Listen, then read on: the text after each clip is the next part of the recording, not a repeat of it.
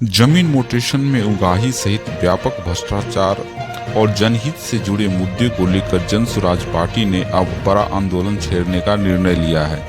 Party 11 मई से घर घर जाकर 1 करोड़ लोगों के हस्ताक्षर जुटाएगी और राज्यपाल को ज्ञापन सौंपेगी। इस अभियान के माध्यम से पार्टी नए सदस्यों को जोड़ने का काम करेगी।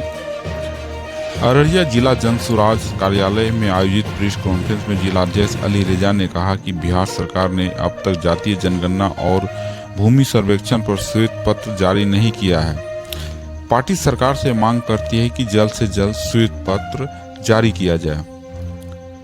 उन्होंने आरोप लगाया कि सरकार के द्वारा किए गए वादों पर अब तक कोई ठोस काम नहीं हुआ।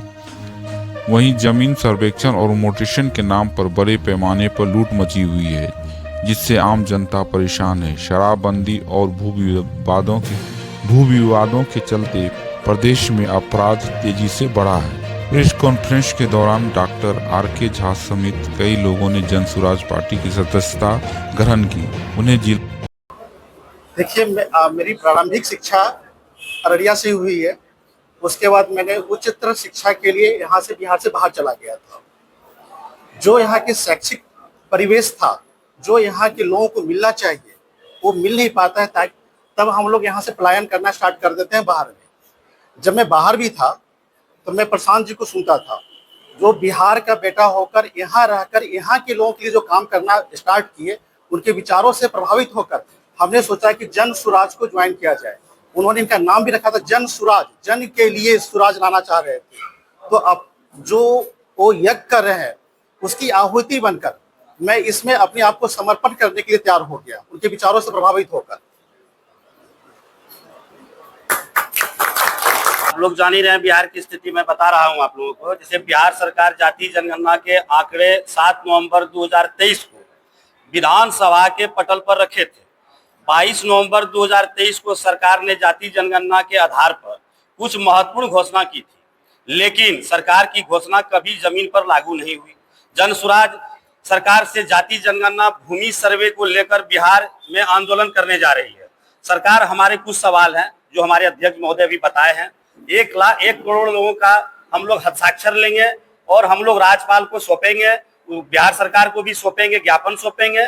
उस ज्ञापन को सौंपते हुए हम लोग इस पर विशेष चर्चा करेंगे और हम लोग अपने जो पार्टी है इसको हम लोग मजबूत करेंगे, आगे बढ़ाएंगे। सबसे बड़ी बात है, बिहार में सर्वे के नाम पर जो ये छलावा हो रहा है, ये आप लोग भी जान रहे हैं, हम लोग भी जान रहे हैं। बहुत बड़ा ये घटनाक्रम एक तरह का। आज खतियान निकालने के नाम पर 10-10 हजार रुपया गरीबों को लग रहा है। कुछ जो है सर्वे से पहले जमीन जो बिक चुकी थी, जो पहले पीपीएस नहीं थी या क्या कहते हैं उसको, सती नहीं थी, बटैयादार एक्ट नहीं था, वो सब लागू हो गई। आई इससे बड़ा परेशानी हो रही है इस विषय से। और मोटा रकम लेके, जो हमारे अध्यक्ष महोदय भी बोले हैं, सीओ हो, कर्मचारी हो, सीआई हो, मोटा रकम लेके गरीबों के साथ छलावा करके म्यूटेशन के नाम पर उगाही किए जा रहे हैं, डॉक्यूमेंट सही करने के नाम पर उगाही किया जा रहा है। तो ये सब बड़ी जो अफसोस की बात है। बिहार सरकार जो भूमिहीन परिवारों को 3 डिसमिल जमीन देने की बात कही थी, आज तक पूरा नहीं कर पाए। वो आज तक बताइए पूरा नहीं हुई है। बिहार सरकार, आज जो बिहार की स्थिति है, स्पेक पर देख लीजिए, नशा की क्या दौर चल रहा है, युवा लोग बर्बाद हो रहे हैं, इस पर कोई ध्यान बिहार सरकार नहीं दे रही है। बिहार सरकार सिर्फ दारूबंदी करके एक छलावा किया है।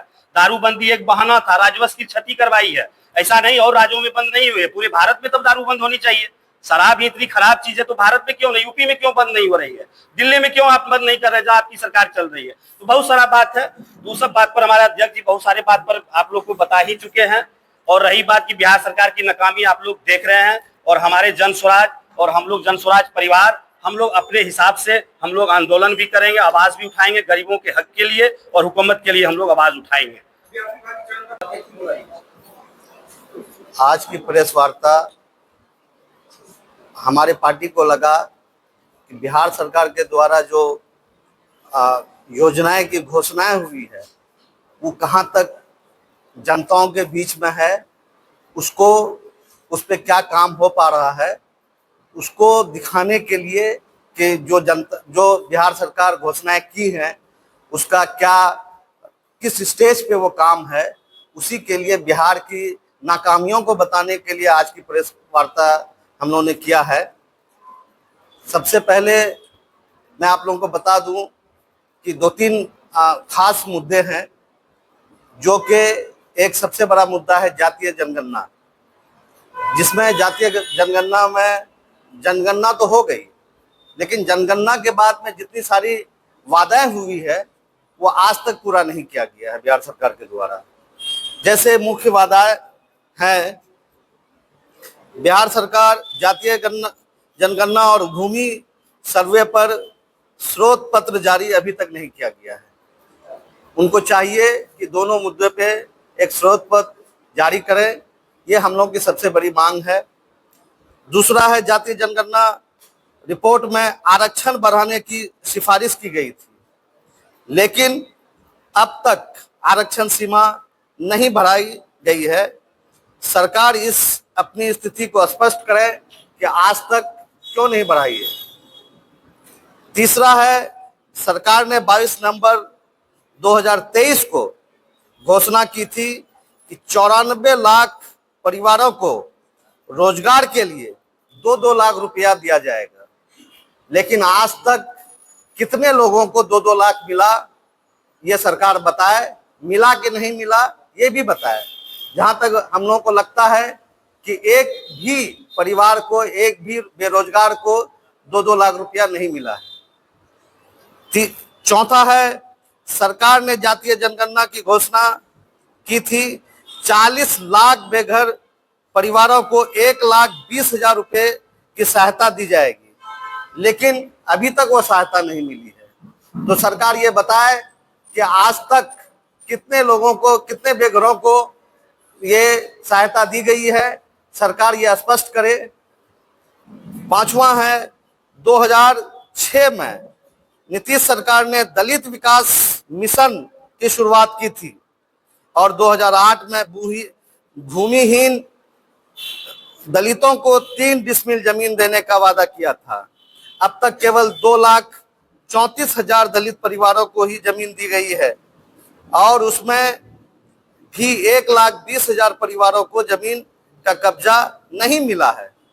इसका जवाब सरकार दे कि आज तक क्यों नहीं मिला है। प्रेस वार्ता के बाद पार्टी कार्यकर्ता कार्यालय से चांदनी चौक पहुंचे और पहलगांव के मृतकों की याद में कैंडल जलाकर श्रद्धांजलि अर्पित की। मौके पर जनसुराज नेता फैसल जावेद, यासीन, डॉक्टर फरहत आरा, कुमुद रंजन, परवेज मुशर्रफ, अंजुम परवेज सहित कई जनसुराज के कार्यकर्ता मौजूद। कैंडल मार्च निकाला चुके पहलगांव में जो 26 लोगों, बेकसूर लोगों का जो जान ली गई है वो बहुत ही दुखद। और हम सरकार से अनुरोध करेंगे, आग्रह करेंगे कि जितने भी मृतक मरे हैं कम से कम उसको सही मुआवजा, सही उसको मकाम और उसको क्या कहते हैं शहीद का दर्जा तो दे दीजिए। मेरा जवाब कश्मीर जो आतंकवाद में कितने लोग मारे गए उसके खिलाफ हम लोग यहाँ पर इकट्ठे हुए हैं और जो है उस चीज को जिसको हम भारतीय बर्दाश्त नहीं कर पा रहे हैं उसका सही प्रदर्शन कर रहे हैं और सरकार से मांग कर रहे हैं कि इसका जो है गहन जो है जांच होनी चाहिए और जो कसूरवार है उसको सख्त से सख्त सजा मिले। पाकिस्तान के 6 टुकड़े होने चाहिए क्योंकि आतंकवाद का जड़ पाकिस्तान के अंदर है और पाकिस्तान के अंदर जब तक आतंकवाद को खत्म करना है तो पहले पाकिस्तान को खत्म करना होगा, क्योंकि हिंदुस्तान के सारे धर्म के लोग आपके साथ कदम से कदम और कंधा से कंधा मिलाकर खड़ा है। अभी नहीं तो कभी नहीं होगा। एक बार आप हिम्मत कीजिए और पाकिस्तान पे हमला कीजिए, पूरा भारत आपके साथ है। पिछले दिनों पहलगाम में एक आतंकवादी जो हमला हुआ, इस हमले से हम लोग बहुत मर्माहित हैं और बहुत दुखी है। पूरा हिंदुस्तान का, चाहे वो हिंदू हो या मुसलमान हो, सिख हो या ईसाई हो, इंसानियत के नाम पर ये कलंक हुआ है। आज पूरे हिंदुस्तान में एक बार नहीं अनेकों बार इस देश पर हमला हुआ। सिर्फ यहाँ के राजनेताओं ने हमला का हवाला दे देकर यहाँ के लोगों को बहलाया फुसलाया, लेकिन ये अंतिम समय है भाजपा सरकार की कि जिस तरह पुलवामा में हमला हुआ, आपने वादा किया था कि पाकिस्तान को सबक सिखाएंगे, लेकिन आज 28 मासूमों की जो जान गई जम्मू कश्मीर के अंदर में, अगर उस दिन ये कार्रवाई आप कर दिए होते तो ये दोबारा ये घटना नहीं घटता। मैं भारत के सरकार से, बीजेपी सरकार से मांग करता हूं, मैं जनस्वराज का सिपाही हूं, मैं मांग करता हूं कि अगर एक हफ्ता के अंदर में उनके दोषियों को अगर आप पाकिस्तान से ढूंढ कर निकाल कर लाने में सक्षम नहीं है तो एक हफ्ता में आप भारत सरकार से रिजाइन दे दें और जनता से आप माफी मांग लें, क्योंकि आपसे ये देश चलने वाला नहीं है। विजय कुमार, प्रखंड अध्यक्ष, जनस्वराज अररिया विधानसभा प्रभारी। और मैं केंद्र सरकार से कहना चाहूँगा, खास करके नरेंद्र मोदी और अमित शाह जी से, कि हम लोग आपके साथ हैं और घोर निंदा करते हैं। आप लोग जो है इसका बदला लेने का काम कीजिए, हम सभी आपके साथ हैं। इसी के साथ मैं सभी को नमस्कार प्रणाम करता हूं। मेरी गुजारिश है कि अतिशीघ्र आतंकवाद को मिटियामेट किया जाए। आतंकवाद एक बहुत बड़ा ये कोड़ बन चुकी है, ये क्रॉनिक बीमारी बन चुकी है, खास करके हमारे भारत के लिए। और हमारे आज भारत के हम जैसे आपके जैसे नागरिक हम लोग कश्मीर घूमने जाते हैं, फैमिली लेके जाते हैं, बच्चे लेके जाते हैं, एक शौक सफर से जाते हैं कि कश्मीर मेरी है, मैं वहाँ जाऊँ, मेरी धरती है, मैं वहाँ घूमूं फिरूं, ऐश करूं। लेकिन वहाँ भी मैं सुरक्षित नहीं हूँ, मैं अपने भारत में सुरक्षित नहीं हूँ। ये दुखद बात है। मैं भारत सरकार से अतिशीघ्र मांग करना चाहता हूँ कि बिल में भी आतंकवाद घुसा हो तो चूहा के तरफ पानी पिला के घुसा के बाहर निकालिए, फिर सरेआम उसको कत्लेआम करिए। ये भारत आतंकवाद बर्दाश्त नहीं करेगी, नहीं करेगी। आज जो ये आतंकवादी का हालात हमारे देश का, ये आतंकवादी के खिलाफ उनको तो हमारे गृह मंत्री को रिजाइन कर देना चाहिए था। अब तक वो क्यों चुप है, क्यों खामोश है, इसके खिलाफ क्या कर रहे हैं वो? उनको कुछ न कुछ करना चाहिए इसके खिलाफ। और हम सारे भारत के लोग उनके साथ हैं। और आज देश की स्थिति है कि हम लोग डर रहे हैं, कहीं जाने से हर आदमी घबरा रहा है, कहीं जाना पसंद नहीं करते हैं हम लोग। जैसे अभी हमारे अध्यक्ष महोदय ने कहा था कि मेरा नाम अजित बाबू, मैं युवा संगठन का अध्यक्ष हूँ जनस्वराज पार्टी से। मेरा मांग यही है सरकार से, जिन्होंने अपना बेटा खोया है, जिन्होंने अपना भाई खोया है, जिन्होंने अपना परिवार को खोया है, उनको इंसाफ मिलना चाहिए।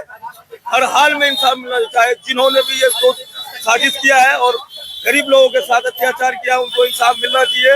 और हमारी सरकार को यही अनुरोध है कि वो सख्त इसमें इंसाफ जल्द से जल्द रिहा किया जाए। नहीं करेगा तो वो अपना कुर्सी को खाली करे और अपना पद से इस्तीफा दे, दूसरे आदमी को मौका मिलेगा।